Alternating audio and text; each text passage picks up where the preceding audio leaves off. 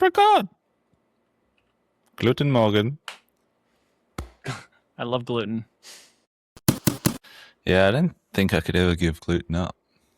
It's one of the best things. I'd have to be like just shitting my brains out constantly. Just never stop. And I'd still be like Good eating morning. it as it's coming out, What a I think. thought. Yeah. Morning. Hope you had What an breakfast. image. Yeah, I have not had breakfast. Thank you. Thank you for that. How are you? I am good. I look a little pasty. Hold on. I look like I've got a black eye. Sure. Maybe. How are you, pasty boy? Do you have a black eye? No, it's just this bad lighting. Pretty good. I went to every once in a while, I just, instead of going straight to work, I'm naughty and I go to a coffee shop and work a little bit and got a lot done today. Awesome. Feeling like I could tackle the world right now. Hell yeah. Rare. Pleased for you. That's awesome.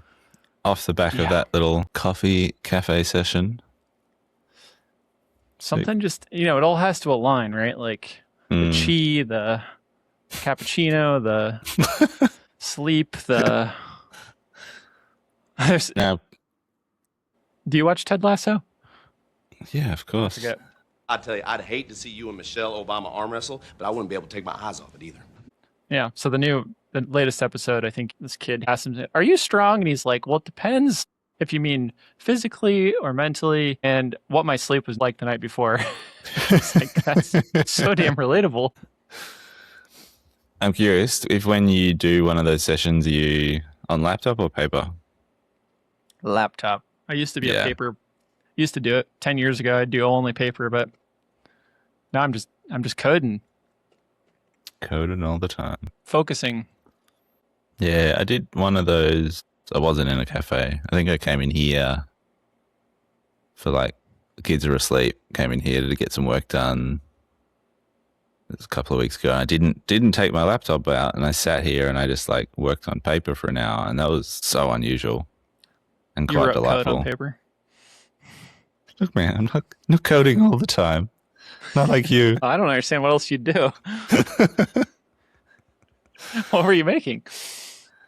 I was just working on ideas. Oh, that's cool. Yeah, I used to do that. Paper was good. Once in a while. Yeah, remember that. Remember those days. It is a good feeling.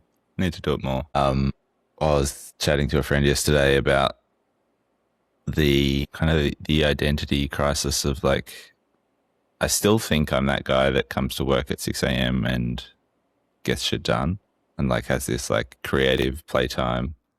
Yeah. And I just don't when I still do that. I'm here early now and I come in other mornings early or I come back late and hang out.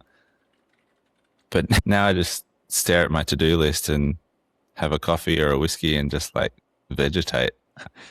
And have 6 a.m. Just having that whiskey. Have a rest. No whiskeys at 7. On an empty stomach. Not in the morning. But I don't get anything done now. I just have a break. Really? Yeah, I could see that too. My first things in the morning are usually I like to be here first now. I don't know, that didn't at one point it was a thing and I didn't care, and now I like it again. I would like to get in earlier. It just doesn't really work to leave, even if it's not my day to do the child driving. Just still need to help. There's enough stuff going on, which I like, but I do miss being able to be here for an hour plus before anybody else shows up, because it's just my brain, even if I'm sweeping, you're this cart needs to get pushed over here, stuff that I don't really need to do, but I'm this is how my brain settles down. Yeah, absolutely. I love that stuff. I love pushing carts around and sweeping and I gotta push it. Being in that space. It's nice. But yeah, just hasn't been happening for me lately. I've just been, I don't know, tired maybe, bit bored. Yeah. I go in spurts both ways. Yeah. I realized this week has been, I feel like I'm going to jinx everything by even saying this, but this week we hit the dream product mix that we've been aiming for so many years. I've just had this like perfect run of web sales last week into the last weekend, and it was all just like spot on, ideal, very little customization. The team smashed it out of the park during the week, got it all done. There was a little bit of like bottleneck Thursday night because I came in and sort of just did a few hours getting everything ready for like the Melbourne delivery run yesterday. But yeah, kind of just quite a seamless week. Delivered 16 jobs in the van yesterday, all around 16. Sort of inner north of Melbourne and sweeping down south side a little bit. Biggest delivery run I've done. And a lot. I was just like, yeah, this is the mix this is what we're trying to achieve all this time. It's just like just crying the whole time you're delivering every package with happiness. Like, this is the best. I can imagine I would be that way. I mean, it was a very emotional day yesterday, for other reasons. But what I was going to say, like doing that many deliveries back to back. Like, I love meeting my customers in that context of like, here's your thing that you've ordered. And there's like this real make feel nice. You meet a new face, you give them the thing. Have this little micro interaction. You do that every half an hour for like a 13-hour shift, and like my dopamine levels yesterday were just like off the fucking charts. Like, yeah, I don't even need a vibe code. I'm fine. I don't need sleep. I can just do this. Oh yeah, I can see that. That was a good day. It's fun. Yeah, that'd be nice. I don't get to meet too many. Yeah. And you've made the system that lets you organize your deliveries and you're checking them off. So it's like every part of it's just syncing together. Yeah, that delivery run sheet, it just gives me so much joy. It's so much fun. Yeah. Anyway. That was my week. Just kids were sick, so I was working from home a bit. That was the other part of it too. It was like I just worked from home for 2 days very ineffectively with 3 children running around me. And we still got everything done we needed to do because the product mix was right and I wasn't stuck doing heaps of quotes. Yep. And it's like, lovely. Damn.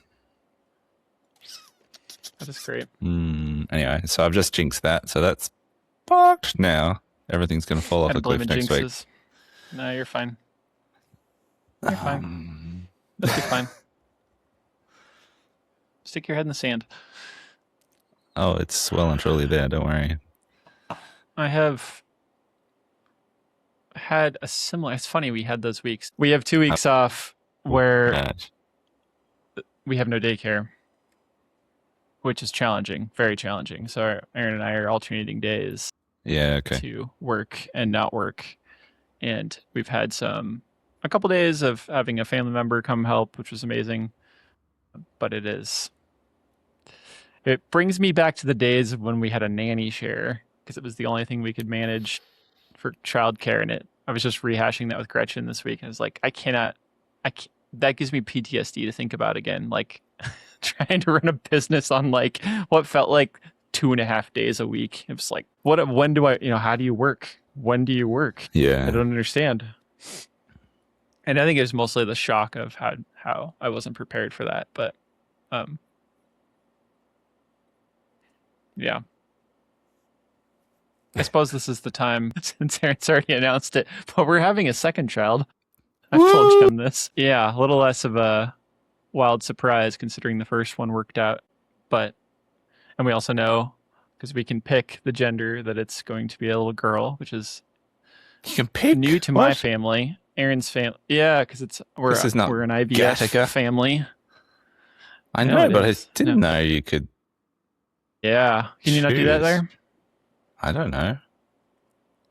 Yeah, you can. I mean, you got so many in the IVF bank, and then you can pick the gender. We didn't pick the first time with our son because we were just like, anything will do, like any child. After 4 years, let's take a child, please. Yeah. Any of them?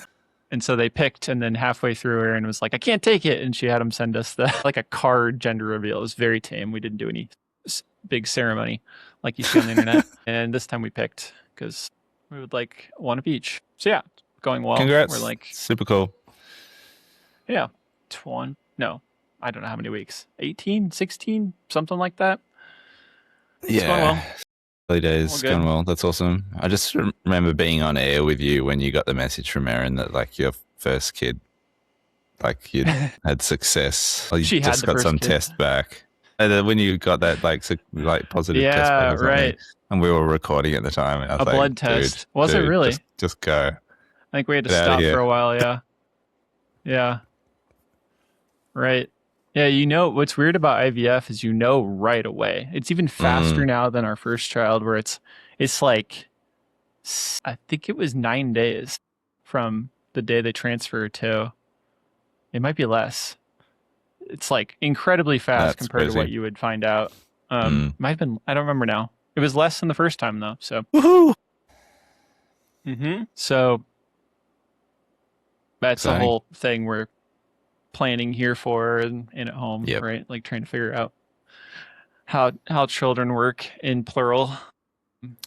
They're very compact. You can kind of put them anywhere. Yeah, I've heard that. I find. Yeah. Laura was building a budgie cage with ours yesterday and had 2 in one budgie cage. So, they're space efficient if they need to be. That's where you keep animals. I see. Yeah. That looks like. Didn't know what that was. Bird cage? You don't know what a budgie is? Do you not have budgies? No, don't know what a budgie is. Get out. I can't just be Australian. Oh, no, we definitely don't have those. Those are very colorful. Wow. I mean, it literally says, when I searched budgie, I got a picture of a bird, and it says, Bird Vet Melbourne. Wow, okay. Does that mean you don't know what budgie smugglers are? No, it sounds like something happened to your underwear. Correct. It is underwear.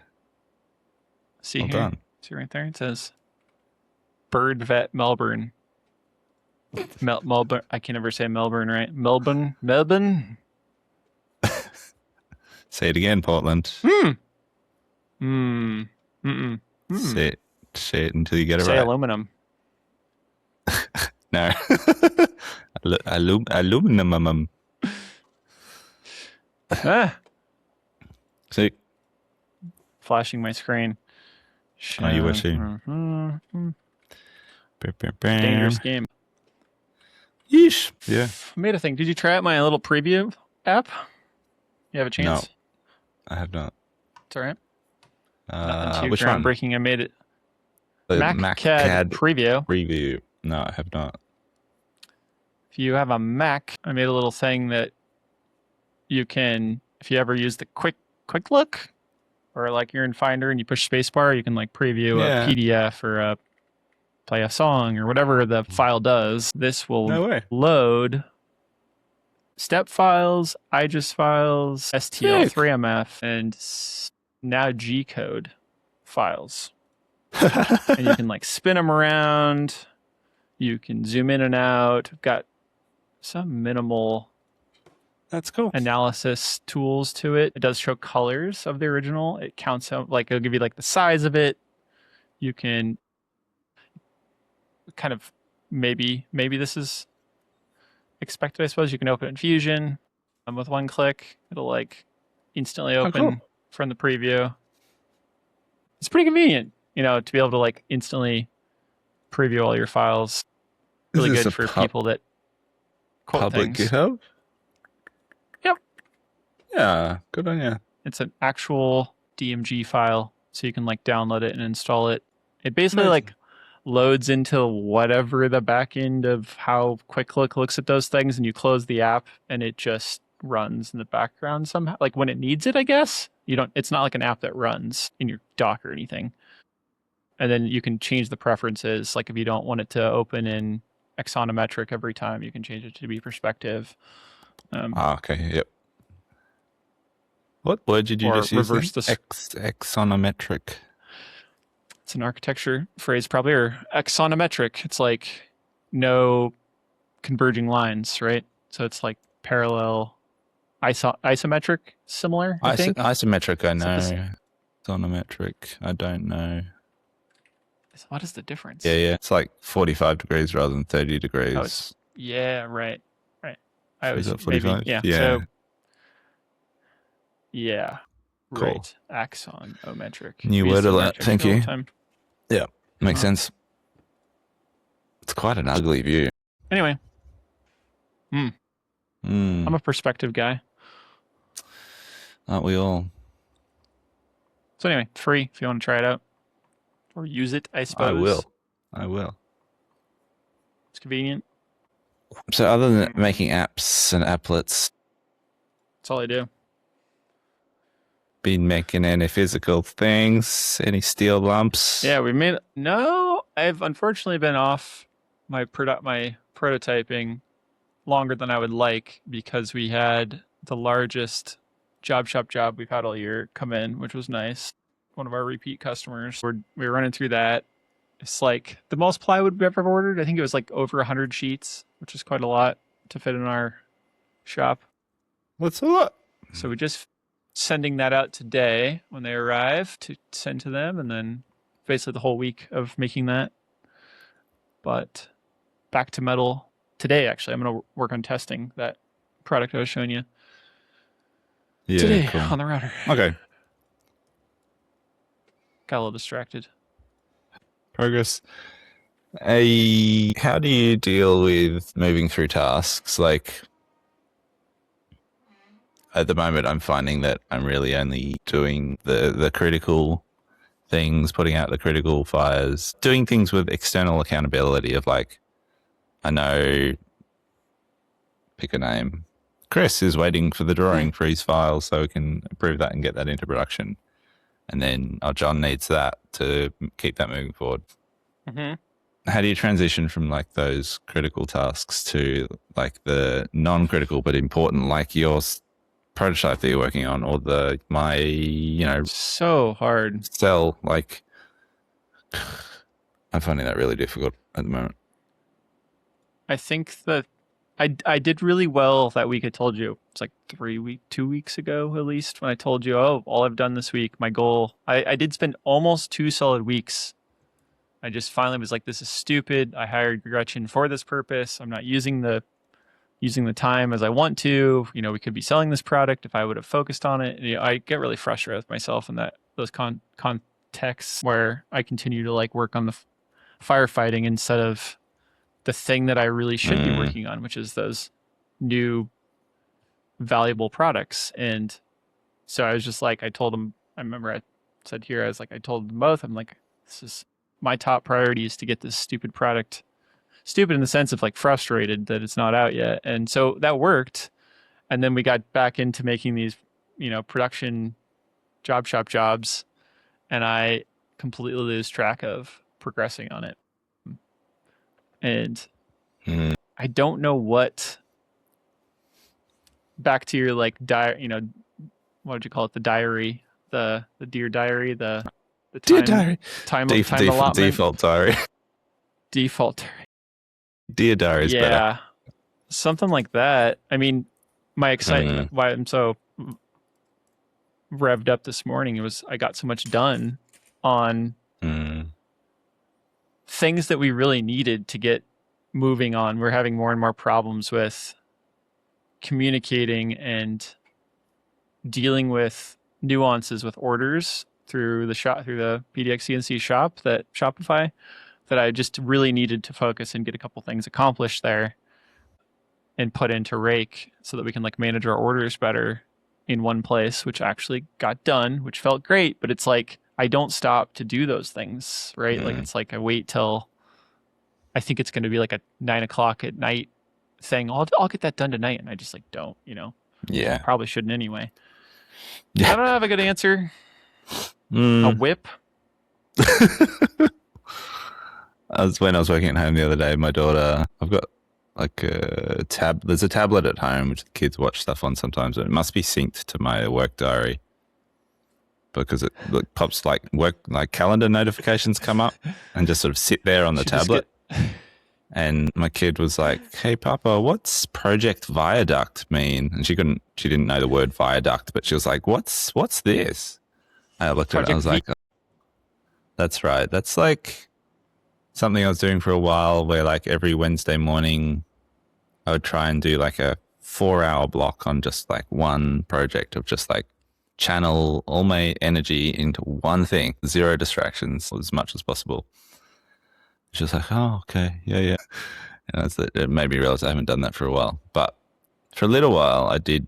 Like, I haven't had a default diary for years, but like, I did have a little habit there for a while there of this Project Viaduct of like Wednesday mornings trying to like block and like dedicate that time to whatever.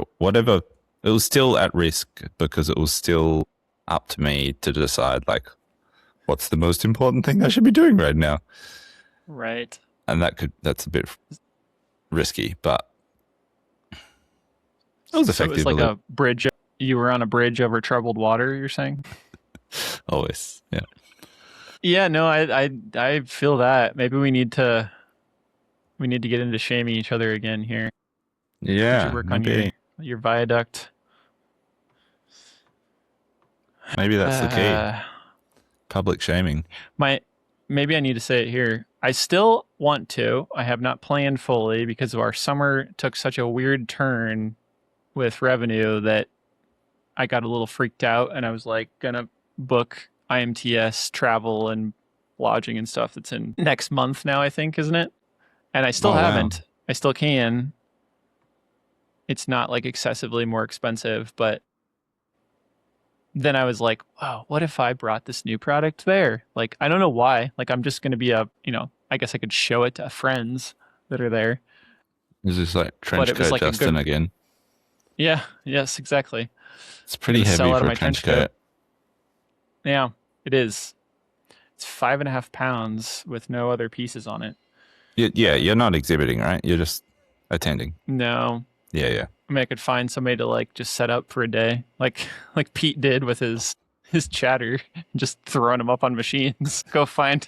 I could do that. Let's see if I still haven't. But it's like I'm always like, maybe I can make it work. Like maybe I'll just ask somebody. It's a good reason to get it done to be public by then. I feel like because it's all but ready. If I need to do some more testing, need to. We're nowhere near like a production ready process, but yeah, I don't know. It's not that far off. Like the idea has been there for a long time. It's just like tweaking things. So is this one I get patents for? You think? You have any input on that? How many patents have you got now? 3. Expensive to maintain? No. I mean, if you have to sue. The maintaining is the protection, which I have not had to do. Yeah, have they been useful yet? I think so. You don't know. I think it's useful. It's useful in the ways that you don't have to deal with it. You don't have the instant copycats or... I think it carries some weight still that helps and creates, maybe I'm just telling myself this, it creates some like proof of life, proof of validity, that it's not just a fly by night. Like if somebody's coming to it, they're like, oh no, they've spent time on this, and it's not just something they made yesterday and haven't tested. And yeah, totally. I get you. Yeah. From a customer point of view, has that word. Like a trust. Yeah, and I suppose from a protection point of view, you don't know about how many times it's worked in terms of it being a disincentive for someone who might. I suppose, I don't know if it's truly a disincentive. Yeah. Like if someone wants to rip you off, they're going to rip you off, patent or not. But right, maybe there's lots of little times where it has worked as a disincentive, and you'll never know that. Right. It's a bike lock, right? It's a bike lock, yeah. Yeah. Spike locks are useless for all intents and purposes, except for the people that are not carrying around a grinder. If you ever have the interest in if your bike lock works or not, just look up the name of it on YouTube. You'll find plenty of people ripping it off in about 19 seconds with a grinder. So even the expensive ones, like there is nothing I've never seen one that isn't grindable. It's like instant, so fast. Not even like Diamond Pit blades, like Harbor Freight crappy grinder blades, just right through it. Yeah, battery grinders must have changed the game for. They really did. Yeah, didn't need to carry a gas generator around anymore. No, we had some sculptures stolen in town. I say we, the town. Already? The town of Castlemaine. No, not Laura's. Oh, it's like, good Lord, that was fast. What? No. What is this place you live? Same gardens, like some bronze, really beautiful little bronze sculptures. Acorns were stolen recently. And yeah, like battery grinder at night. And there was another bronze sculpture which they tried to cut off as well, but it looks like their battery just went flat mid-job, and they aborted. And we were chatting to like the bronze foundry in town. He was like, "Yeah, it's a real thing. Like, it's an industry in that, like, people going around cutting down bronze sculptures, and apparently they just get chopped up and put in a shipping container and sent overseas for scrap. So like, there's no local, like, they're not going to turn up locally. They're just like gone forever. Yeah, that's wild." It's just thinking it's a really good opportunity for some like crude guerrilla marketing for like Milwaukee or something. They're like, man, would have made it if it would have had a Milwaukee. Yeah. Lovely.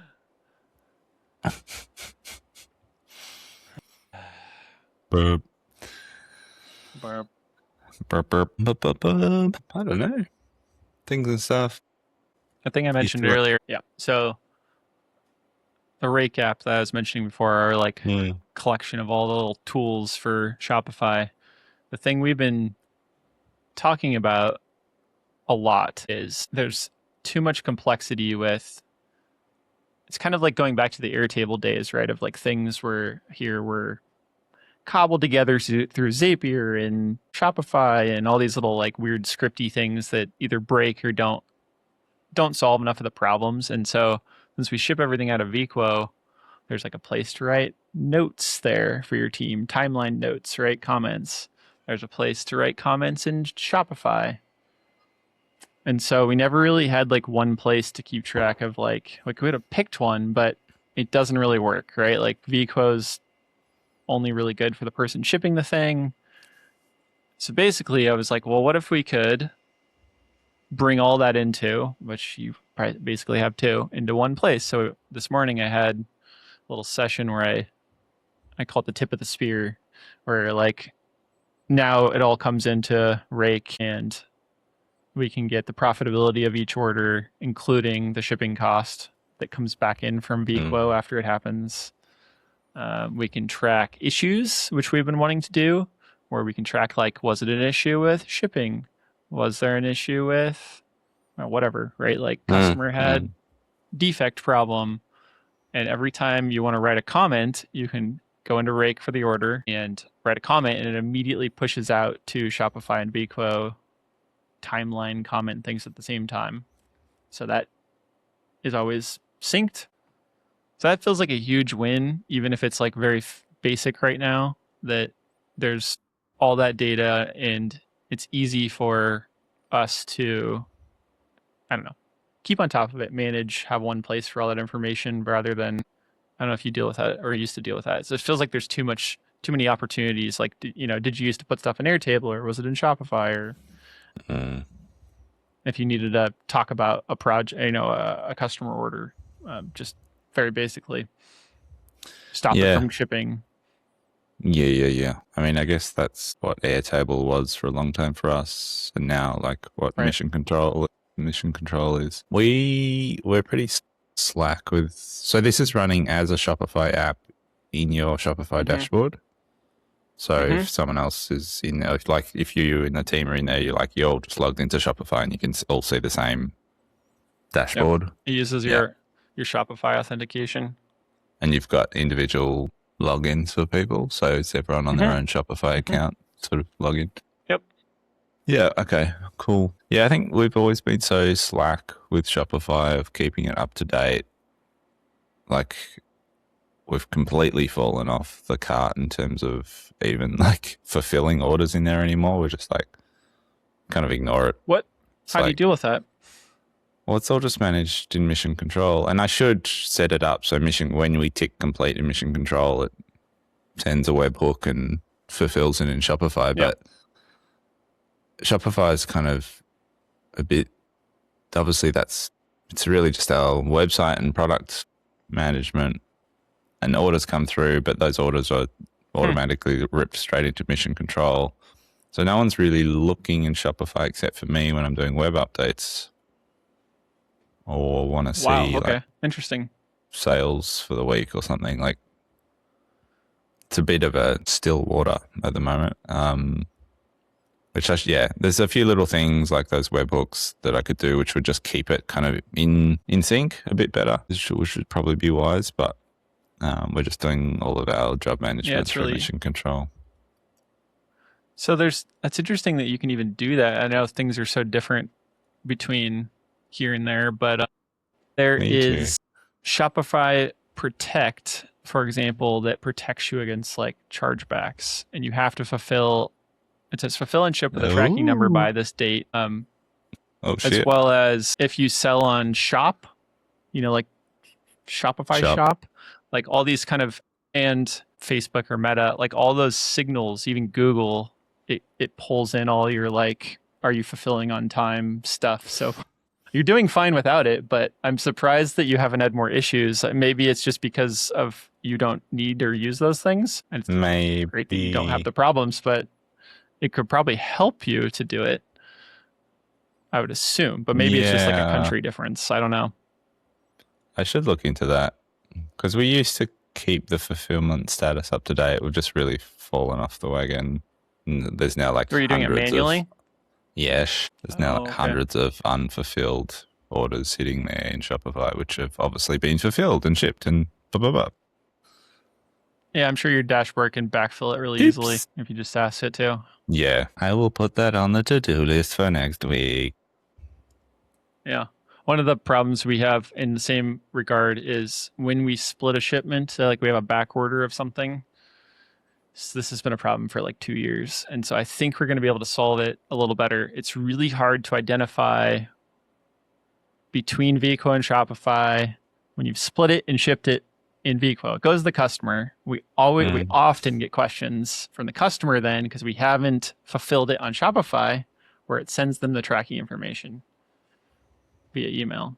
So it's like they go, "Oh, has my order shipped?" And it's like, "Yes, it should have automated that process," and it will never sometimes fulfill on Shopify. So they'll never find out if their order shipped, even if it's like so. And it's really hard to identify this as the Vico user. So another thing Rake should be able to do is like call those things out. So like Gretchen sitting here looking over everything can go, "Oh, either I need to do this, or we'll have a button in Rake that pulls in or automatically pulls in that split shipment and fulfills it and keeps that up to date," because that has been frustrating. Just little stupid stuff like that all the time. Yeah. Little versions. Yeah. All the versions. Yeah, I don't think we have the Shopify Protect thing here, or maybe I just haven't enabled it, but it's not something in my dashboard at all that I can see. Yeah, it is not available for Australian merchants. I see. Phew. So you just do all the fraud. Yeah. All the frauds.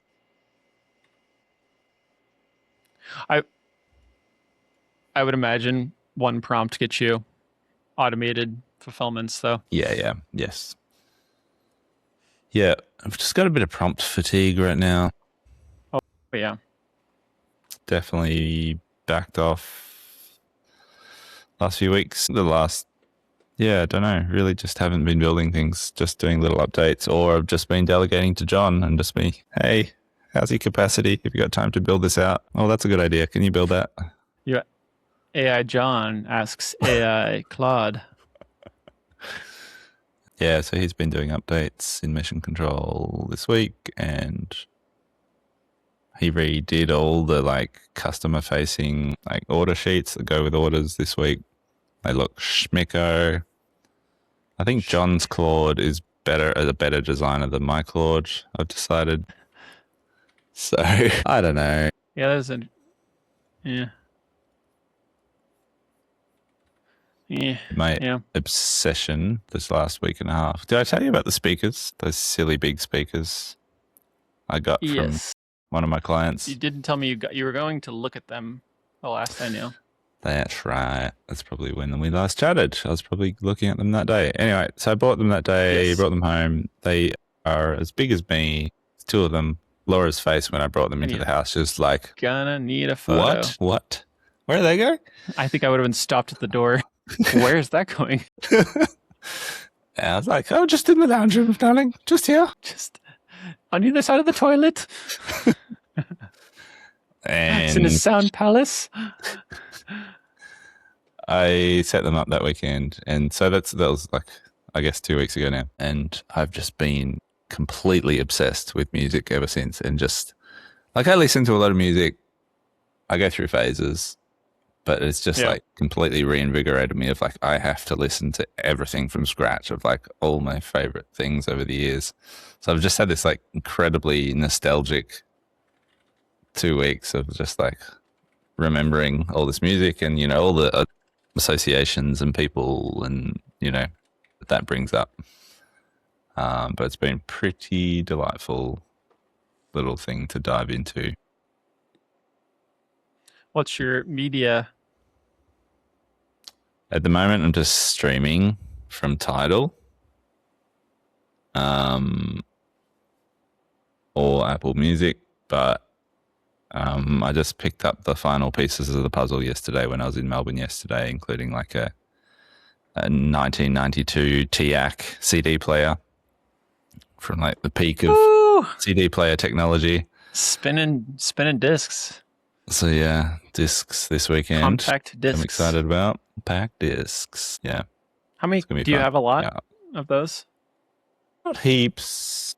I think, you know, I bought them in my youth and I probably stopped buying them about 15 years ago.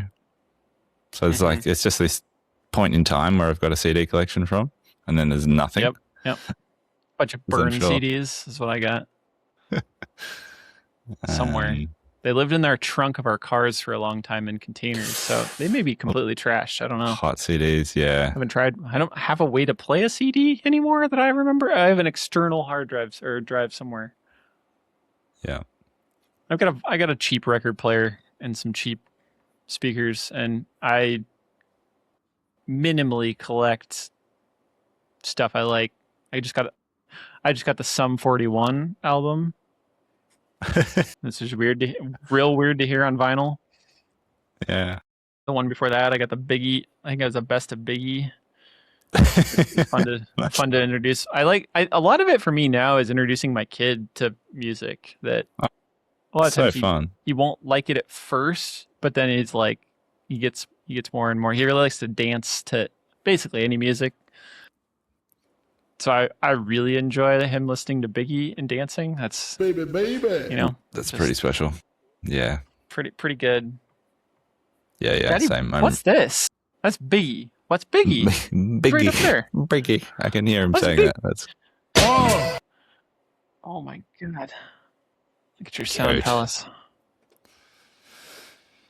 Yeah. It's so nice. It's been so much fun introducing my kiddos to music too, particularly my eldest. Because she's, you know, just turned 8 appreciate and a little more. Appreciates it and like wants to make playlists and wants to revisit her favorite songs, and yeah, it's really, really fun. For sure. Yeah. Bloop, bloop. I just sent you a photo of the enormous. I saw stacks. I saw. It's a little hard to get. I mean, the laptop's the only thing that gives me scale. But yeah, that could rattle the house, I think. Oh, yeah. What are you going to do with them? Keep them there? Yeah. The shop? They're staying in the lounge room. Absolutely. This is where Dad DJs. It's the Dad DJ station. Mm-hmm. Beep, beep, beep. Oh, that's something I did in the last week. Was I redid all my assembly instructions? Oh, yeah, 80% of them. The project stopped it in Rhino. Just with using the monochrome viewport. That was a pleasing. Yeah, those are nice. Dedicated. That was an instance of me just going, hey, this is important. It helps customers understand our product. I'm going to blow the whole day on this and not care about anything else. And managed pretty successfully to stay focused on it and just like smash it out. It was pleasing. I mean, once you get into it, it's kind of fun making those diagrams and drawings and things.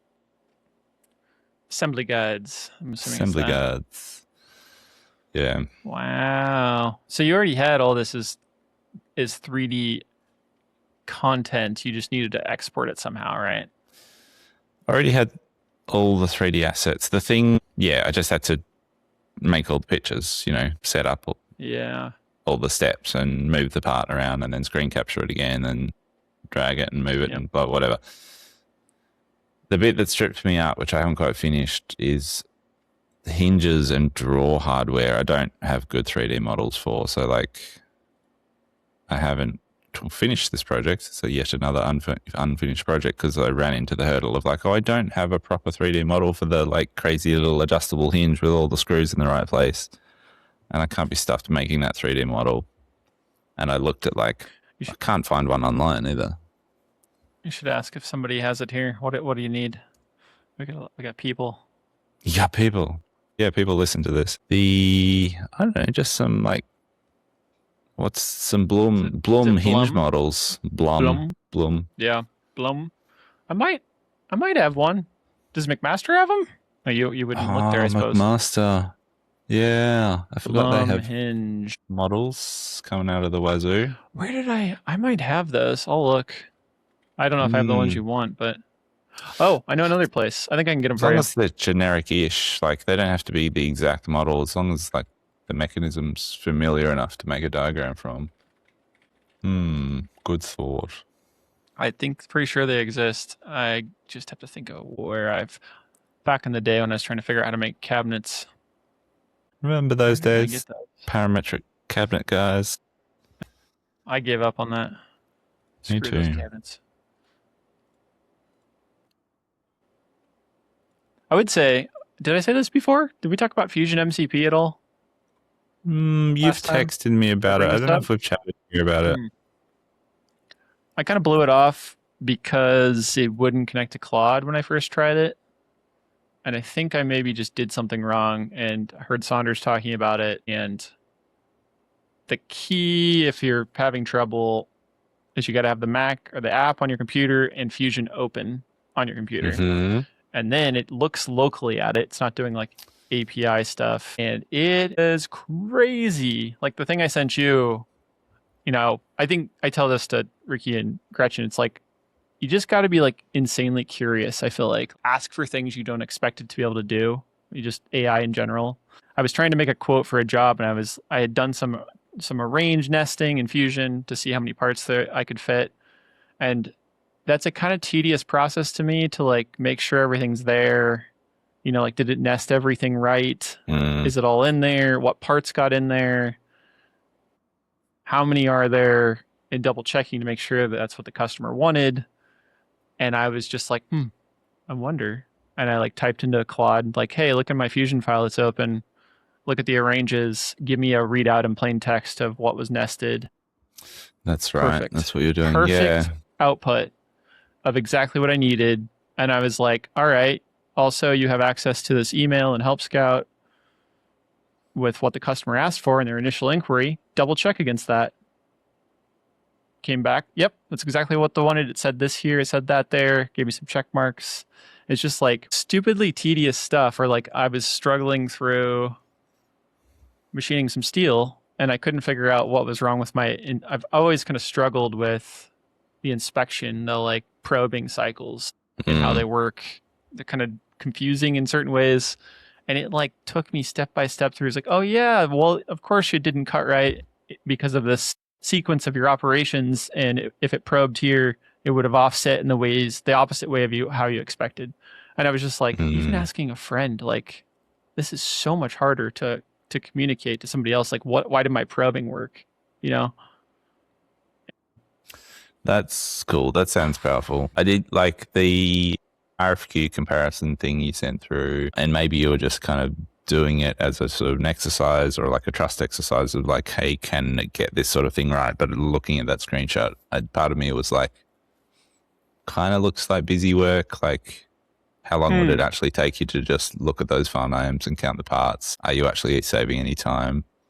But then if you build it as part of a process, then great.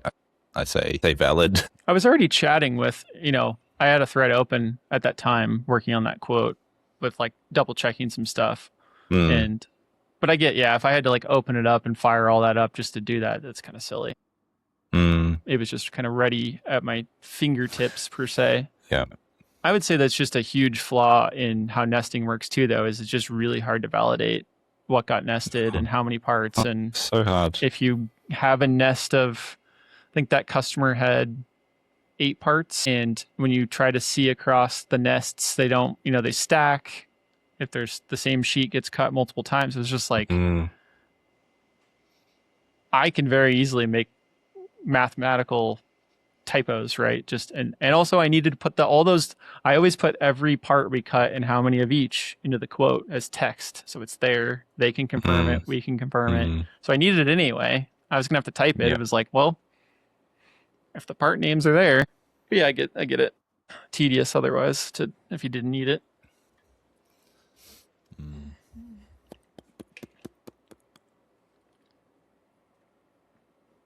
I've had to draw some stuff that in the Fusion Assistant. I've had it draw some stuff for me or correct some things and I just did some experiments with the Fusion Assistant. Like, can it make stuff? Can it make reasonable drawing? Like, I forget what I was even asking it. Some like, I need to make this part. It was our little cooling cart has a little off the motor, soft piece of PVC was coming up out of the motor vertically, and it had folded over. And I was like, well, I need something to support it so it doesn't smash.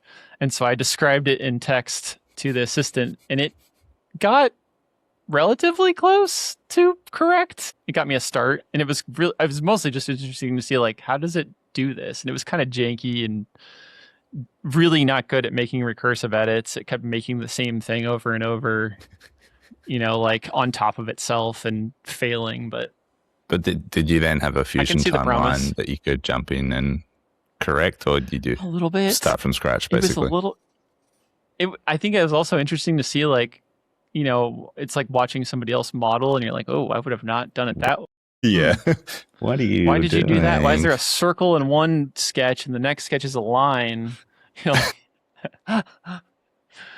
Yeah. Oh, yeah. I remember teaching like 3ds Max to uni students and SolidWorks, and just like, having to watch people. I mean, they were learning like super early days, first year. But the watching people operate computers over their shoulder still something I struggle with. Right. Me too. It was good watching Laura like on this commission over the last 6 months, because she just spent so much bloody time in Rhino.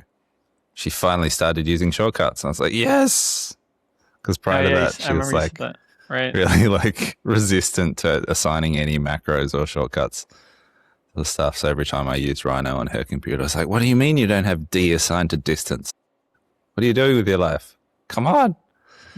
The C is cow. And she had so much repetitive workflow that she finally got on the shortcut boat properly. So she was typing out commands or clicking buttons? Typing. But she would type the full word, like distance. That's better That's way better than freaking clicking buttons in Rhino because it is so deep in terms of the panels and stuff. I don't even know where things. I have no idea where things are as panels. No, me neither. Like, I type everything. Yeah. I tell Claude to type for me in Rhino now. Can you imagine dictating commands in Rhino? That'd be painful. No, distance, extrude, Boolean union. Yeah, that'd be fun. That'd be fun. Just gave me an idea. It's an art project. I'll get rid of my keyboard completely and just have a big button on my desk. Pioneer a new input device that's just the shout box.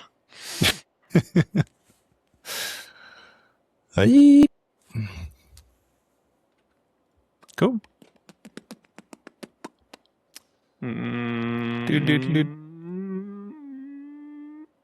Yeah, one for maybe next time. Things and stuff. Yeah. Cool. Oh, I know. Right. Related to your assembly guides and something we're going to do with Rake is to, we already do this. We have line items in when you buy like a dust boot. One of the assembly items is that comes through the BOM that goes to the packing sheet is like it just says product guide right now. That's right. Yep. Which is there to remind Brookie or whoever's packing to put a product guide in. However, I'm going to change that so they're specific and they will have like a URL like pdxcnc.com/ and we're probably going to use like a short code like dbg dust boot guide. And so that will live at that redirected URL forever. And so whenever we put at that place will be the guide, right? Just like basically what you did, like you would just, whatever but the idea is that it automatically gets placed on the packing slip too. So if we forget to put it in, they just go to that URL and it's always the live, most up-to-date version. But packing slip paper, how I put that in my computer? Are you saying there's a printed URL on there? Like, yeah. Do you put like when every order that we ship, we print it. We print a packing slip, which has each line item, what's supposed to be in the order. And so a line item would have like the product name would say product guide pdxcnc.com/dbg. Okay, so short. Specifically. Yeah, we'll just make it shorter so they could type it in, but it could be dust boot guide, right? Like short whatever you want that to be. URL that's like it's just a URL. Yeah. Yeah, okay. Yeah. Just type it in. You could get into making QR codes for each. Actually, it's interesting. I don't know if we do print little product images on the packing slips, so it could be the image could be a QR. I don't know. It has to be like at least 10 millimeter, I think, to print reliably. I don't think it's that big, but it's an interesting idea. Yeah, that's cool. Anyway. So there's a checkout item, which is a link. So do they ever receive that digitally, or it's always just a paper slip? They don't get an email. It comes through. It does. All of our guides should also. I have associated a download with any of them that has a download, so they get it when they get their receipt. They get, you have a download item, and they can download a PDF. Yeah. But it could just as well be a URL in that case too. Because it's the problem with the download version is we don't keep up on making sure those are as up to date as the ones that are published, right? Yeah. So one source would be nice for all of it. Yeah, that was one of my incentives was just like I need to because my assembly guides were in Notion. So like when a customer clicked out to assembly guides, they'd end up in like a weird Notion URL, which is fine. It worked, but like it just felt weird. So just like hosting these new guides permanently within Shopify on our domain, clean homes for everything. So I can make new clean QR codes for everything. And then John's new order slip generator like looks at what's in the order and then like auto assigns QR codes to the order sheet of like, well, there's these products in this order. So therefore this customer is going to need these assembly guides and it only puts those in. Specific links to those bits. It's nice. Right. But I realized, like, driving around yesterday, I had this realization, like, oh, idiot, like, I've just made all this rich, like, customer-facing information. I haven't actually put it on the product pages at all. Like, blah. Oh, he's gone. That's the end. Bye. He's back. Ring-a-ding-ding. I jacked my knee on the table. Oh. Phone ring? The phone we never use. Was that a landline? A landline ringing? Kind of. It's a VoIP. A VoIP. VoIP. Yeah, that's interesting. So yeah, next week I'm going to hard link all those new assembly guides right on the product detail pages, so it's like front and center, because I know people look at them before they buy our stuff if they can find them, and it's good product education. Yeah, our first major version of that, and it's I wouldn't say it's a selling point. Well, no, it is. It's like people ask about upgrading, and they always usually ask, will you help us through installing pedestals? Because it's a fairly involved process. But what we've done is spent a decent amount of time making the guide really good. Like, it's got every step you follow, and we have it digitally, but also a printed version we include with like color printout and all the steps you need. And we send them a link to that digital guide. I always say, make sure you take a look at the guide before, so you know what you're getting into. It's, I trying to never make it sound like it's easy. Like it takes some focus is what I always say. And I think it helps convince people that they can do it. That they have a visualization of, they're not getting it and going, what the hell? This is going to take me how long? Yeah, it's cool. I mean, it's so important too, I think. It's hard. It's hard to keep up on all that shit when it changes, and are you getting the right files out? And so part of my theory was whatever is at that URL, whatever is the /dbg is like literally where Ricky goes to print the physical one. Like if we put it in the box, we just use that same URL. So where it gets updated, it's always the same thing for everybody. Yep. It's the goal, but it's not there yet. Yep. Okay, I should go. Yep, cool. Good to talk. Bye, Banana. Good chat. Bye. Bye. See you next time. And all this time I thought it was a bird, a colorful little friend to keep. But no, it's just a pair